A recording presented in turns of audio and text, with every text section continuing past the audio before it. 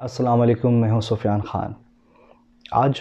اس وقت یہ ویڈیو دیکھتے ہوئے آپ یہ سوچ رہے ہوں گے کہ ہمارے پلیٹ فارم سے نارملی جو ویڈیوز آتی ہیں وہ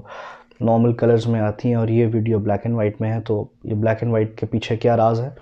تو راز کچھ نہیں، بس یہ ہے کہ آج کی تاریخ جو 16 دسمبر کی تاریخ ہے، اس کا لنک اس چیز کے ساتھ ہے۔ اب 16 دسمبر کی تاریخ پاکستان کی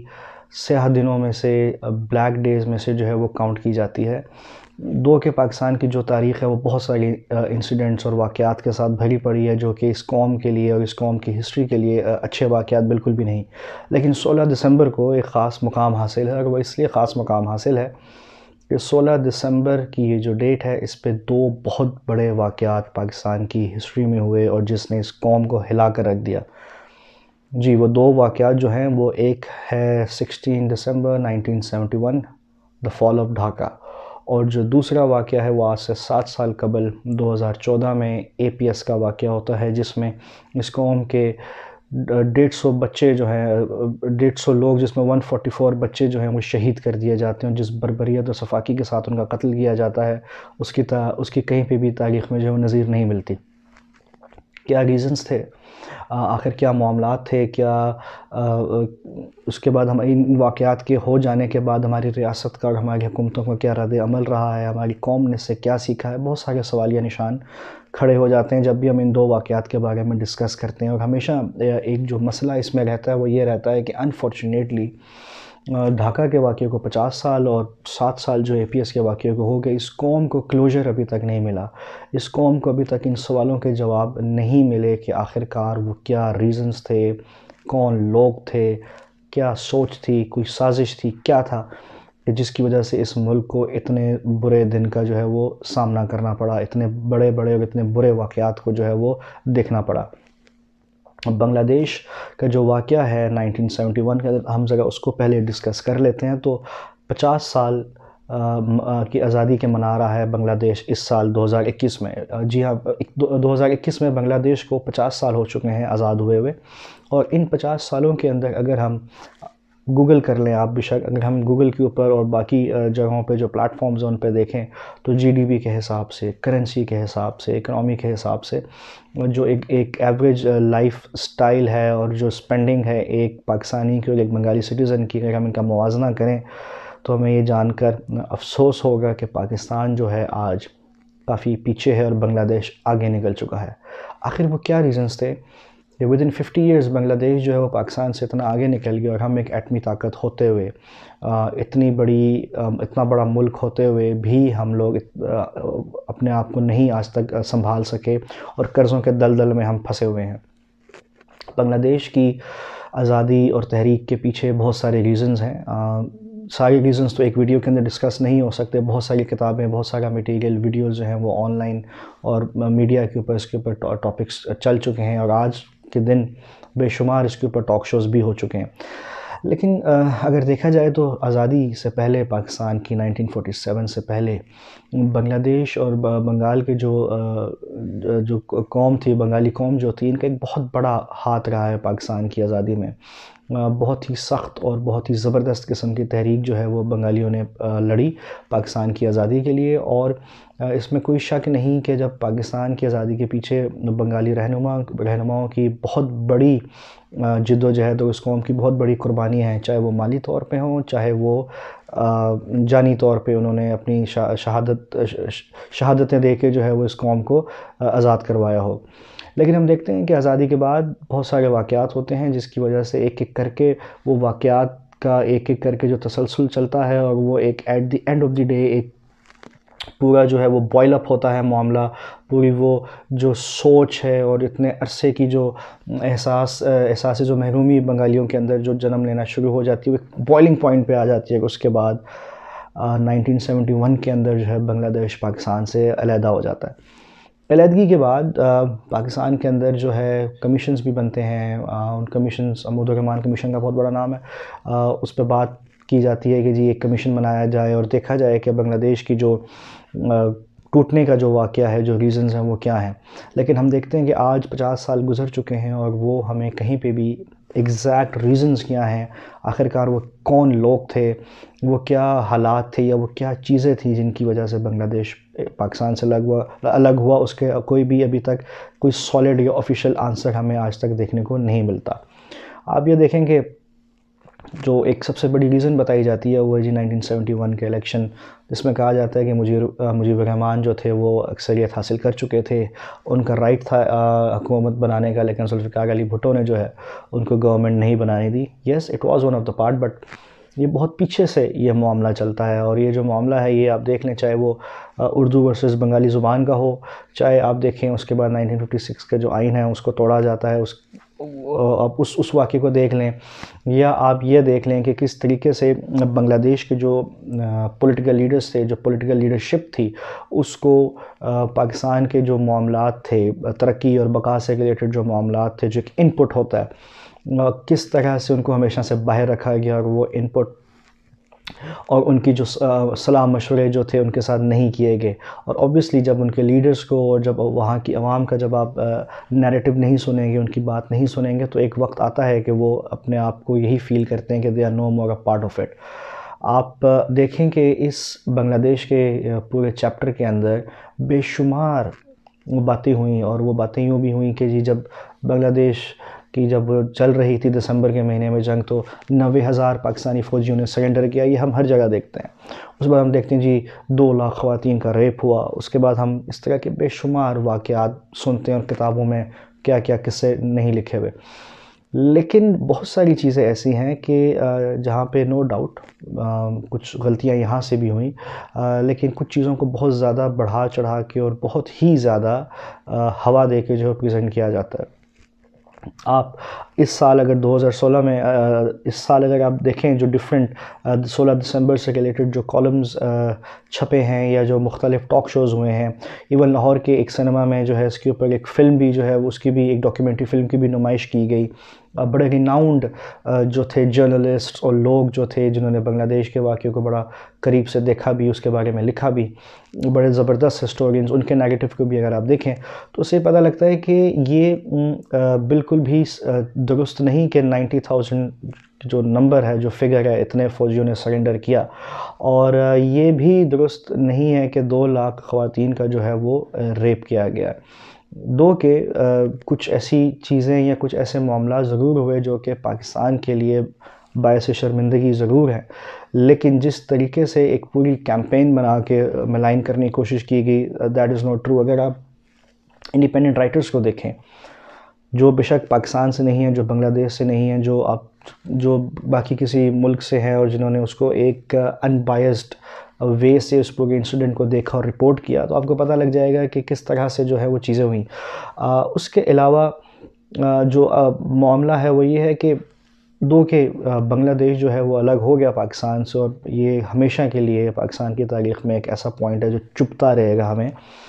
لیکن ہم نے کیا کیا اس کے بعد؟ کیا ہم نے اس کے اوپر کچھ بات کی؟ کیا ہم نے اس سے کچھ سیکھا؟ کیا ہماری ریاست نے یا ہمارے جو لیڈران تھے انہوں نے کوئی ایسا لائے عمل بنایا کہ ایسا کوئی مزید واقعہ رپیٹ نہ ہو؟ کیا کوئی کمیشن جو ہے اس کی کوئی رپورٹ سامنے آئی؟ کیا اس معاملے کے اوپر کھل کے کہیں بحث کی گئی؟ تو ہم یہ دیکھتے ہیں کہ 50 سال گزرنے کے باوجود آج تک ہم لوگ کچھ نہیں سیکھے اس پورے انسیڈنٹ سے۔ اتنا بڑا ٹکڑا ہم نے گوا دیا۔ کہ یہ بھی فیکٹ ہے کہ اگر آپ جیوگرافیکلی دیکھیں تو پاکستان کہاں تھا اور بنگلہ دیش کہاں تھا، اور بیچ میں اتنا بڑا ملک انڈیا کا ہونا، جیوگرافیکلی جو تھا وہ یہ چیز ایک طرح سے پاسبل نہیں تھی۔ ایویڈنٹ تھا کہ ایک وقت ضرور آئے گا کہیں نہ کہیں جہاں پہ پاکستان کے لیے بنگلہ دیش کو سنبھالنا اور بنگلہ دیش کا پاکستان کو سنبھالنا ایک مشکل ہو جائے گا، اور یہ ایک ڈسکنیکٹ تو جیوگرافیکلی تھا ہی تھا۔ یٹ پھر بھی بہت ساری چیزیں تھیں جو ان دونوں ایریاز کو، ان دونوں ریجنز کو، ان دونوں ممالک کو جوڑ کے رکھتی تھیں۔ لیکن ہم نے ان تمام تر چیزوں کے باوجود جو بھی ہمارے ساتھ 16 دسمبر کے واقعہ ہوا اور جو بنگلہ دیش کا جو پورا ٹوٹنا ہے، اس پورے واقعے کے اندر ہم نے کوئی سبق نہیں سیکھا۔ آج بھی ہم انہی پوائنٹس پہ کھڑے ہیں۔ آج بھی اگر آپ دیکھیں تو وہی صوبائیت اور وہی جو ہے باتیں ٹی وی کے اوپر دیکھنے کو ملتی ہیں، وہی سندھی کارڈ، پنجابی کارڈ، پشتون یا بلوچ کارڈ جو ہے وہ ہمیشہ کھیلا جاتا ہے۔ آپ دیکھیں اتنا بڑا ایک پاکستان کا صوبہ ہے، وہاں پہ بھی جو ہے ریسنٹلی اتنی بڑی تحریک چلی کہ جو اپنے مطالبات مانگ رہے ہیں، جو بیسک جو مطالبات ہیں ان کے پینے کا پانی اور اس طرح کی چیزیں ان کی انہوں نے ڈیمانڈ کی، جس کا وزیر اعظم پاکستان عمران خان نے نوٹس بھی لیا اور اب جو ہے وہ دھرنا انہوں نے ختم کیا۔ اب آگے چلتے ہیں تو اگر ہم دیکھیں کہ جو اے پی ایس کا واقعہ ہوتا ہے 2014 کے اندر، کس طریقے کے ساتھ کتنا ظلم کیا جاتا ہے ان بچوں کے ساتھ اور ان کو شہید کر دیا جاتا ہے۔ آپ سوچیں کہ وہ کیا بیتی ہوگی ان ماں باپ کے اوپر جب ان بچوں کو انہوں نے ایک نارمل ڈے کی طرح اسکول جانے کا سوچا کہ ہم بچوں کو بھیجتے ہیں، اسی طرح تیار کیا، اسی طرح ان کے لنچ باکسز اور وہ تمام چیزیں پیک کی، ان کو اسکول بھیجا، اور انفارچونیٹلی بڑی ہی اوپن طریقے کے ساتھ اور بڑے ہی جسے کہتے ہیں ایک پراپر پلان کے ساتھ ٹی ٹی پی کے لوگ آئے اور انہوں نے آ کے ان بچوں کو شہید کیا۔ اور اس واقعے نے لٹرلی پوری نہ صرف پاکستان کو بلکہ اکراس دا ورلڈ ہلا کے رکھ دیا لوگوں کو۔ واقعہ ہو جاتا ہے، سوگ بھی منایا جاتا ہے، ہر سال اس دن کے اوپر بات ہوتی ہے، شوز ہوتے ہیں، کیا کچھ اس کے اوپر بولا نہیں جاتا، لیکن مسئلہ یہ ہے کہ بولنے سے آگے بات نہیں چلتی،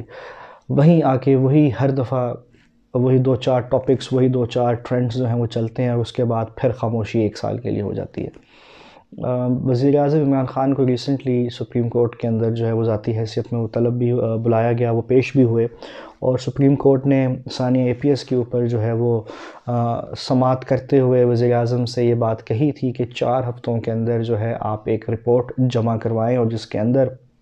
جس پہ آپ کے دستخط بھی ہوں اور جس کے اوپر جو لوگ اس کے ذمہ داران ہیں ان کو بھی جو ہے وہ پوائنٹ آؤٹ کیا جائے اور سزائیں دی جائیں۔ 4 ہفتے جو تھے وہ 10 دسمبر کو جو تھے وہ پورے ہونے تھے، لیکن اسی دسمبر کے مہینے میں 9 دسمبر کو حکومت پاکستان نے جو ہے وہ سپریم کورٹ سے ریکویسٹ کی کہ ہمیں 3 ہفتے کی مزید مہلت دے دیں، اور ہم نے جو ہے وہ لواحقین جو بچے جو شہید ہوئے ان کے پیرنٹس اور فیملیز کے ساتھ میٹنگز بھی کی ہیں اور ان کے ساتھ ہم نے نیگوشیٹ کرنے کی کوشش بھی کی ہے تاکہ معاملات جو ہیں وہ خوش اسلوبی سے آگے بڑھے، ان کو انصاف دیا جائے۔ ایز یوزول وزیر اعظم عمران خان کی پھر ٹویٹ آتی ہے اور وہی جو ایک ہر دفعہ ایک رٹا رٹایا سا ایک جو پیغام ہوتا ہے جو ہر وزیر اعظم ان 7 سالوں کے اندر جو بھی وزیر اعظم آئے وہ جو دیتے ہیں وہ دے کے سمجھتے ہیں کہ جی ہم نے اپنا کام کر دیا اور ہماری ڈیوٹی پوری ہوگی، لیکن انفارچونیٹلی 7 سال ہو چکے ہیں اس واقعے کو۔ جو اس کے ذمہ داران ہیں وہ کبھی جو ہے وہ اسٹیٹ گیسٹ بن جاتے ہیں، کبھی وہ جو ذمہ داران ہیں ان کے نام نہیں آتے، کبھی جو ہے وہ رپورٹ 7 سالوں سے سامنے نہیں آتی، پھر سپریم کورٹ کو انٹروین کرنا پڑتا ہے۔ پیرنٹس جو ہیں بچوں کے وہ ان کے کمیشن ہیں اور وہ بیچارے در بدر جو ہے وہ اپنی فائلیں لے کے انصاف کے لیے جو ہے وہ پھرتے ہیں، اپنے بچوں کے خون زدہ کپڑے جو ہیں وہ لے کے پھرتے ہیں اور وہ اپیل کرتے ہیں کہ بھئی ہمیں انصاف دے دیا جائے۔ بہت بڑی قربانی ہے جو ان پیرنٹس نے دی، لیکن اس قربانی کے باوجود کہیں پہ بھی ان کی سنوائی نہیں ہوتی۔ آپ یہ دیکھیں کہ ابھی ریسنٹلی یہ جب سپریم کورٹ نے جب عمران خان کو طلب کیا، وزیر اعظم عمران خان کو، اس کے بعد جب وہ وفد گیا حکومت کا، وفاقی حکومت کا جب وفد گیا ان پیرنٹس کے ساتھ ملنے کے لیے، تو ان کے معاملات نہیں بنے اور ان پیرنٹس نے وہاں پہ دھرنا دیا اور روڈ بلاک کر دیا۔ آپ یہ سوچیں کہ کوئی سنجیدگی نظر نہیں آتی کہیں پہ بھی کہ اس کے اوپر بات کی جائے۔ اس طرح کے واقعات جو ہے وہ قوموں کو ایک دم ان کی سوچ بدل دیتے ہیں، ان کا جو ہے پورا ایک جو ویژن ہوتا ہے، ایک روڈ میپ ہوتا ہے، وہ بدل کے رکھ دیتے ہیں، اور سوسائٹی کو بدل کے رکھ دیتے ہیں۔ انفارچونیٹلی ہمارے ہاں ایسا کچھ بھی نہیں ہوا۔ ہمارے ہاں وہی کوئی جا کے موم بتی لگا کے آ جاتا ہے اور کوئی جو ہے وہ فیس بک کے اوپر سٹیٹس لگا دے گا، کوئی ٹویٹر کے اوپر ٹرینڈ چلا لے گا، ویڈیوز بن جائیں گی، اسی طرح کی چیزیں ہوں گی، لیکن پریکٹیکلی جو کام کرنے والا ہے، جو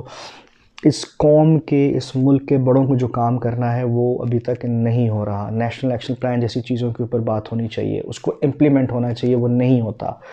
پولیٹیکل پارٹیز جتنی بڑی پولیٹیکل پارٹیز ہیں وہ ان کو بیٹھ کے بات کرنی چاہیے، لیکن وہ بیٹھ کے بات نہیں کرتے۔ آپ یہ دیکھیں کہ ہماری جو اس وقت سچویشن ہے، جو اس وقت ایکسٹریمزم جو اس وقت بڑھ رہا ہے پاکستان کے اندر، 2 کے دہشت گردی کے واقعات کے اندر کمی آئی ہے۔ اس طرح سے بوم بلاسٹ نہیں ہوتے، سوسائڈ بوم بلاسٹ نہیں ہوتے جیسے پہلے ہوتے تھے، آج سے کچھ عرصہ قبل ہوتے تھے، لیکن وہ انتہا پسندی اور وہ شدت پسندی اب ان مسلح گروپ سے نکل کے ایک عام شہری، ایک عام بندے کے اندر جو ہے بالکل رچ بس گئی ہے. وہ ایسے رچ بس گئی ہے کہ اب یہ ریسنٹلی سری لنکن جو شہری اس کے ساتھ جو واقعہ آپ دیکھیں کیا ہوا. یہ آپ اس سے تھوڑا سا پیچھے چلے جائیں تو آپ کو پتہ لگے گا کہ کیا کیا جو ہیں وہ چیزیں ہوتی آ رہی ہیں. تو اب پہلے جب کچھ مسلح گروپس، کچھ سیلز وہ متحرک ہوتے تھے، وہ کارروائی کرتے تھے، اور ابھی بھی چھوٹی موٹی کارروائیاں کرتے ہیں، بٹ پہلے ایک پورا ایک گروپ تھا جس کے پیچھے ایک ریسورسز، پورا ایک پلان اور واٹ ناٹ ان کے پاس ہوتا تھا. اب یہی چیزیں اور یہی تمام تر جو اینٹکس ہیں اور یہ ایک عام آدمی کے پاس چلے گئے ہیں. اب ایک عام آدمی بھی جاتا ہے، جا کے کسی نہ کسی کو مار کے آ جاتا ہے. تو یہ ایکسٹریمسٹ سوچ لوگوں کے اندر اسی لیے پروان چڑھتا ہے، اس کو اسی لیے وہ چیز ان کے اندر آتی ہے کہ جب آپ ریاست اور ریاست کے بڑے جو ہیں اور ہم بحیثیت قوم اس کے اوپر جب ہم لوگ